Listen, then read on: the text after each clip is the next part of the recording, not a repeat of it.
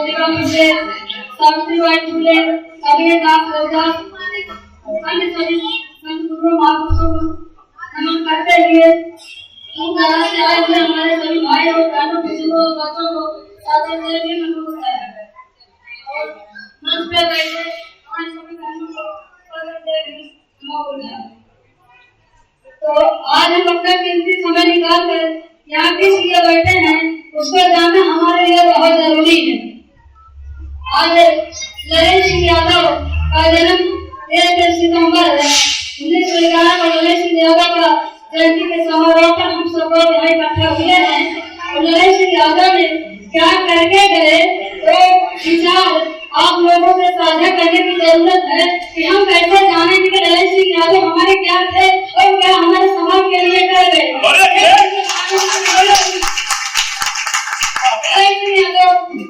बहुत मेधावी बच्चे थे, पढ़ने लिखने में अच्छे थे और अश्वल में सिपाही भी थे। उनके खून में उनके रंग रंग में ऊंच नीच छुआछूत भेदभाव भरा हुआ था। वो समझते थे कि कैसे दूर होगा। वो जहाँ थे वहाँ अपनी क्रांति फैलाते रहे। फिर नरेंद्र सिंह यादव का संपर्क जो है तमिलनाडु के एवी रामास्वामी नायकर के सती रामायण से होती है और उनके रामायण को पढ़ते हुए कहते हैं कि साहब क्या मैं इसका हिंदी में अनुवाद कर सकता हूँ? पहला बात कहते हैं कर सकते हो। उनकी किताब उनकी अनुमति उनकी लेने के बाद उन्होंने उसका भारत में सती रामायण को उसने क्या किया पूरे पब्लिश में फैला दी। और ऐसे फैलते उनका भारत में एकदम पूरा आटा बन गया। ऐसा लगता था कि बहुत कमजोर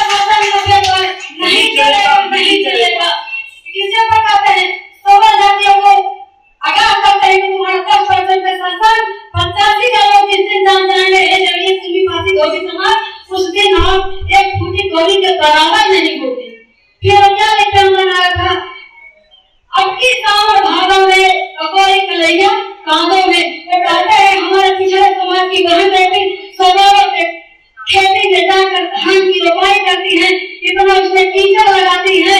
जिस दिन हमारी बहन बेटी पढ़ लिख कर सम्मानित हो जाएगी, इस सवालों पे खेती का काम नहीं करेंगी और गोरी गोरी गोरी उनकी जो कलाइयाँ हैं जो घर में बैठ के एकदम सुसज्जित से सज रही है, उस दिन उनकी औरतें निकल कर हमारे बहन और बेटियों के बराबर होंगी। वो तो हमारा राजकुमार नहीं चलेगा, नहीं चलेगा। हमारा 85 का वोट लेकर के तुम राजा बन जाते हो, खाली हमारे न जानकारी की वजह से हमारा समाज टूटा फूटा एक कान के टुकड़े की तरह है, जिसका टूटा फूटा समाज हो जाता है, उसका कोई दापर सीधा नहीं होता। ऊंची जाति देश चलावे, देश की रक्षा कैसी हो, ऊंची जाति की क्या पहचान, अच्छा खाए गिफ्ट मिले करे काम, नीची जात का क्या पहचान। कहता है सबल जाति के ऊपर के लोग इशारा काफी है कि वो सादा भी करता है, खाता भी अच्छा है, पहनता भी अच्छा है, काम के लिए जाओ छोटा सीधा बोलता है। इसके लिए नीची जातियों का क्या काम है, देखो हम ही लोग ऐसा चाहेंगे वैसा चलाएंगे। ऐसा जगह बाबू कुशवाहा जी कहते हैं, तुम नारे के ऊपर तो जब कहते हैं उनको आगाह करते हैं कि रास्ता शासन करने पर उनको गोली मार दी जाती है। पहली पीढ़ी गोली खाएगी, दूसरी पीढ़ी जेल जाएगी और तीसरी पीढ़ी नाच करेगी। जगह बाबू कुशवाहा जी को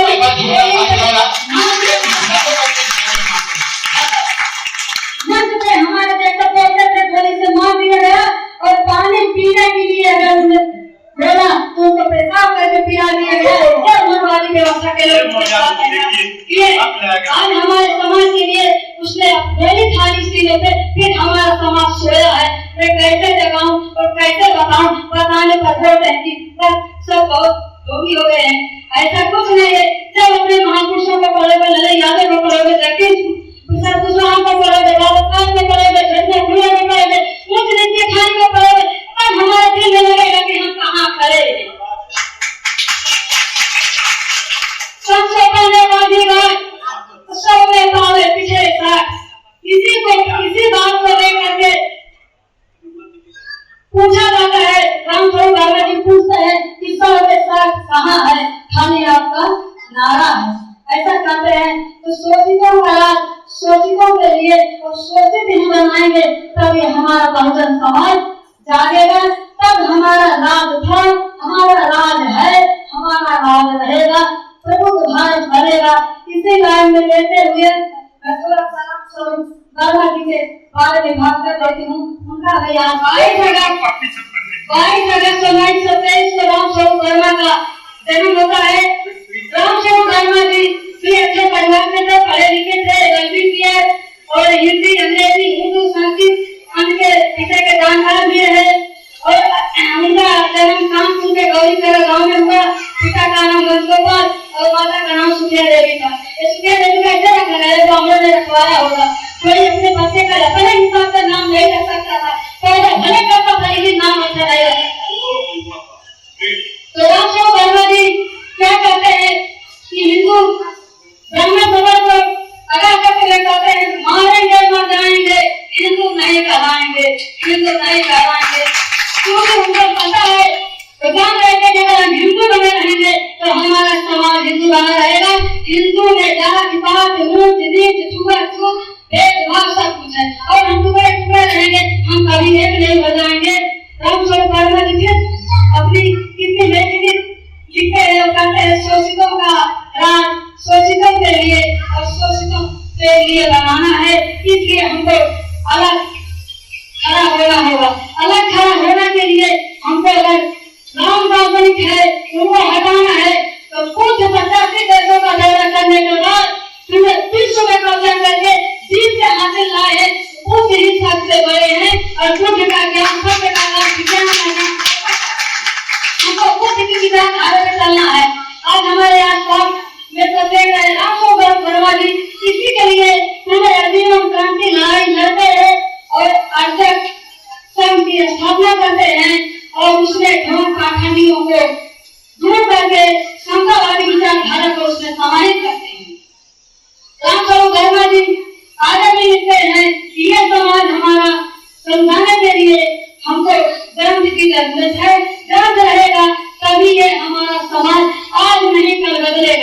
आज ये ग्रंथ हम लोग पढ़ रहे हैं, लिख रहे हैं, खरीद रहे हैं, तब हमको ये नॉलेज हो रहा है कि राम स्वरूप वर्मा जी हमारे लिए क्या कर गए, पूरे साहब क्या कर गए, नरेश जी क्या कर गए। हम नहीं पढ़ते तो हम कैसे जानते। हमारा समाज हम रामायण अपने घर पे करवाते हैं, लेकिन पूरा उन्हीं से करवाते हैं। रामायण में घर घर में गाली दी गई है, लेकिन वो कोई नहीं समझता। कहाँ से करूँ, मैं भी रामायण कही हूँ, मैं भी रामायण कही हूँ, लेकिन उस समय खुशी में कही हूँ। लेकिन आज मुझे लगता है कि मेरे समाज के ऊपर करोड़ों गालियां हैं, करोड़ों गालियां हैं। हमारी क्या औकात थी माइक मेरे हाथ में रहने का? अगर दो लोग छूने का समिति में छूने, अगर हमारे लिए क्रांति नहीं किए होते तो हमारी क्या औकात थी इस माइक को हमारे हाथ में रखने के लिए? नहीं था। उसने टीचर, मिट्टी, अपमान, घर से निकलना किसके लिए किया? सब नारियों के लिए, पिछड़ों के लिए किया और किसके लिए किया? लेकिन आप सावित्री बाई का फोटो घर में नहीं दिखेगा, सरस्वती माई का फोटो दिखेगा जिसका कोई एड्रेस नहीं मिलता, न उसके मन उसका बाप खुशी जमीन थी, कुछ नहीं है। किसी का देखो तो किसी का कुछ मिलने वाला नहीं है। अगर हमारे बड़े समाज के लोगों को समझदारी होगी, मेरे बात से उसको मंथन करेंगे। यूट्यूब के हर चीज रामायण को सुप्रीम कोर्ट, हाई कोर्ट से कानून कर दिया गया है कि रामायण काल्पनिक है, तो उसको रामायण को हमें मानना चाहिए, नहीं मानना चाहिए। कितने गंदे गंदे हमारे लिए लिखे गए हैं। हमारे महापुरुष आज से नहीं क्रांति कर रहे हैं। ज्योतिबा फूले, सावित्रीबाई फूले, फातिमा सेठ और कबीर, रविदास, सब किससे वो काम गए थे, बुद्ध के तरफ गए थे। पूनम देवी का मैं थोड़ा जिक्र कर लेती हूँ।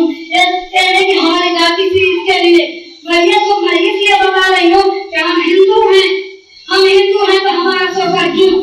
हम हिंदू हैं तो बड़ी कुछ घटना नंगी घुमाई जा रही थी क्यों? इसके लिए हम हिंदू धर्म को दाग मानते हैं और हम लोग पूनम देवी के साथ रेप हो रहा था, उस समय भगवान कहाँ सोया था? कहाँ सोया था? उसकी चीज नहीं सुनाई थी। खुशी में तो बात काटी गई, नहीं गई, खुशी में नहीं गई। उसका उस समय शासन भी उसके साथ रहे। जात की असर पड़ता है, उस समय हमारे लोग नहीं थे, उसको बताने वाला नहीं था।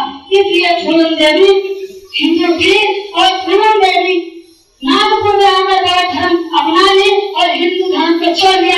क्या हमारे निषाद समाज के लोग को अगर उनके रास्ते पर चलना है तो बहुत धर्म अपनाना होगा, तभी हम देश को।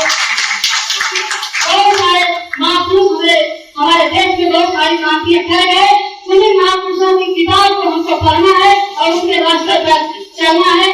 चाहे चमार हो यादव, जिस दिन हम चमार जाति का हटा देंगे तो हमें किसान है, किससे लोग बैठे हुए हम नहीं समझ पा रहे हैं कि कौन किस जाति का है, कौन सी जाति से हमको नहीं समझ पा रहे, हमको तो पूछना पड़ता है। क्योंकि जाति अलग होती है, एक स्त्री की और एक पुरुष की। एक लड़की खाकर मुझे पैदा होता है और स्वयं जैसे पैदा होता है स्वयं जैसे मर जाता है। मैं पूछना चाहती हूँ सब लोग का पैदा होता है क्या? ब्राह्मण का मतलब 12 महीने पैदा होता है, 12 महीने में नहीं ब्राह्मण पैदा होता, लेकिन हम उनके मनोबल बढ़ा कर सकते हैं। क्योंकि बच्चा पैदा होता है तो उनके घर शादी किया पड़े तो उनका घर बनवाए तो उनसे परमिशन ले कि बेटा मुझे हमारे घर तो अपने घर में घुसे क्यों भाई? आदमी हमारा मेहनत करे, घर मैं बनाऊं और मैं परमिशन उससे और उसको पैसा दूं, ऐसी व्यवस्था को हमको चाहिए ही नहीं। और ये सच में हमारे गुरु वास्तव हमारे साथ नहीं है। तो सब गाँव में गए हैं, बैरवा सर, देवेंद्र सर, लेकिन तीसरे गुरु हमारे आनंद भारती है, जो हमें इस मंच को दिए और बोलने का भी बोलना, ज्यादा बोलने का मौका मिला। शायद ये बात और मुझे रखना है तो मैंने क्रांति फैला दी हूँ। मेरी जहाँ से आदमी इंस्पायर हो गया, यही लास्ट मई से करीब 3 साल पहले तो करीब मतलब इंस्पायर हो गए, उनके घर गई। 35 साल की मेरी बहन का 15 साल शादी होकर हुआ, 2 लड़का 1 लड़की। अभी मेरे से छोटी मेरे सामने स्कूल में जाती हुई और आज मेरे सामने विधवा बन गई। वो मुझसे कहा नहीं गया, मैं यही तो सोच रही थी कि उसके सामने मैं कैसे सचकर बैठूंगी, मेरी माँ कैसे सचकर बैठेगी, तो कोई किताब में तो लिखा नहीं है। जब शादी से पहले हमारी लड़कियां आप लोग कहते हैं पार्टी फंक्शन शादी ब्याह में सब लड़की अच्छा सब लेती हैं, खाली हमारे उत्तर भारत में हिंदू धर्म में सिंदूर से शादी होता है। अगर पति के मरने के बाद अगर वो नहीं है, मैं सिंदूर हटा दूं, मैं बाकी क्यों हटाऊं? हमने अपनी बहन को कहा, मैंने पूरा सामान ले गया, मैं उनके घर रिलेशन वाले सब से हमी का दिन था, नहीं माने, उनके ससुर जी कर रहे थे, उसमें मैं ज्यादा नहीं जोड़ सकती थी क्योंकि कम उम्र में ही उनका देहांत हुआ। लेकिन मैं सोची कि नहीं मैं करके ही रहूंगी, अगर जुनून है तो बदल के रहूंगी। मैंने उसको बोला, मैं सारी दुपहरिया उनके 5 पड़ोस के गाँव में जा करके सब औरतों को बुला के लाए। मैं बोला मेरा मीटिंग 4 बजे से मैं रखूंगी और 5 बजे खत्म कर दूंगी, तब सब लोग खाना खाएंगे।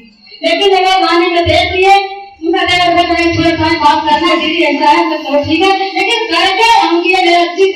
मैं बम्बई से ठान के चलूंगी करके मैंने सामान लेके गई और मैं बोला कि एक बात बताओ ना, मैं अपनी बहन की बात छोड़ कर मैं पूरे भारत की नारियों की बात करती हूँ कि आज मेरी बहन का हुआ है, उसको दरकिनार कर दो, लेकिन कब तुम्हारे बेटी के साथ होगा, कब तुम्हारे बहन के साथ होगा? तुम कैसे देख पाओगे अपने बेटी और अपने बहू को, अपनी बहन को कैसे देख पाओगी?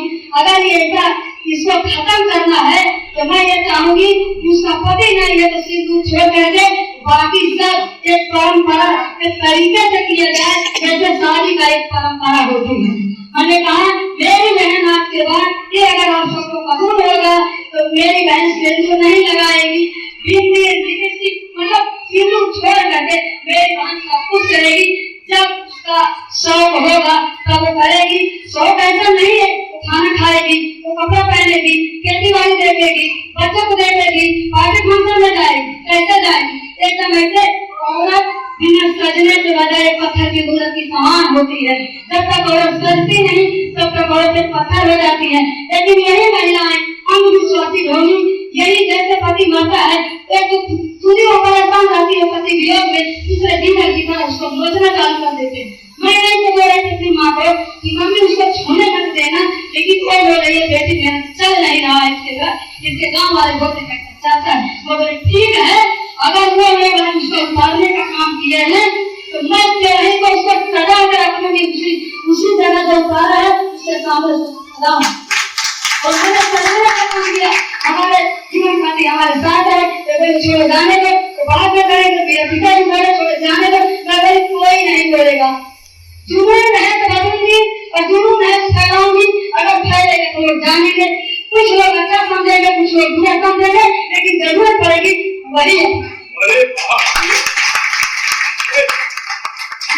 इसी के साथ मैं अपनी बात को विराम देती हूँ। जय हिंद, जय भारत, जय संविधान, जय